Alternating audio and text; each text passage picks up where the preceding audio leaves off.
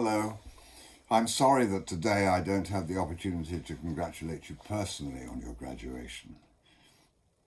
And I'm also sorry that the last bit of your course has had to be virtual. But you seem to have coped with that, despite lockdown. So you must have learned to be adaptable, and that's always a useful lesson to have up your sleeve. Now, maybe you have a job waiting for you, but if you don't, you're probably thinking, now what?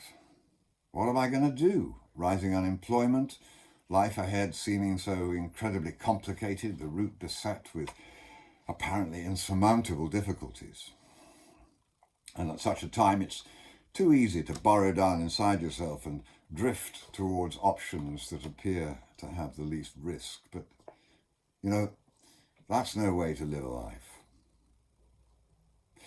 One thing that lockdown might have given you is time to dream. In the silence and inactivity of a life stripped bare of its distractions of entertainment and socializing, perhaps you found a little space to listen to yourself a while and to think about who you are and where you want to get to. Of course, you have to know that whatever you choose, your journey may not be as you expected, and your destination may not turn out to be as planned. As the poet C.P. Cavafy wrote in his wonderful poem Ithaca, it's not the destination that's important, but rather the journey. When I was 17, I decided, without a lot of thought, that I wanted to be an actor. I wanted to work in theatre. And I set out on my journey with no thought that 55 years later I'd be a film star and speaking to you as your Chancellor. I set out to be an actor because I wanted to be a gypsy storyteller and to be on the edge of conventional society. I knew that that was what made me happy. And it's led me to believe that if you listen to yourself and you follow your gut, you have the best chance of a contented life. But don't expect these decisions always to be clear to you immediately. Just as a composer of music might have a general idea in his head of a symphony he wants to write, it's the painstaking selection of notes and the choice of instruments that will finally create the sound he originally had in his head and his heart. And notes are very small things, and each note has to be written one by one. And then phrases will begin to emerge, and after a while he will have created a movement. And having worked on like this, holding his original dream in his head, he will create further movements until his symphony is finished. Note by note by note. Just as our lives are written choice by choice, small moments at little forks in the road.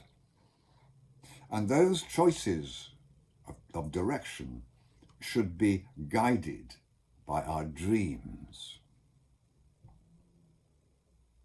Perhaps another thing you might have learned during lockdown is how much we need each other.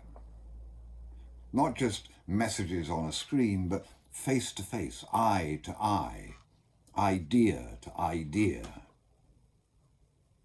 And although you seem to have managed with virtual studies, you must have missed and learned the value of real human interaction. I hope that now you will continue along that path, learning sympathy, empathy, and understanding of those you travel with, realizing that we all have similar needs. We all share a common humanity. We're all trying in our own way to find our way. In whatever field of interests you hold, you will always need the love and support of those around you during your your course, I'm sure many of you have had the advantage of your parents' support, either financial or domestic. And I'm sure you feel you couldn't have done it without them.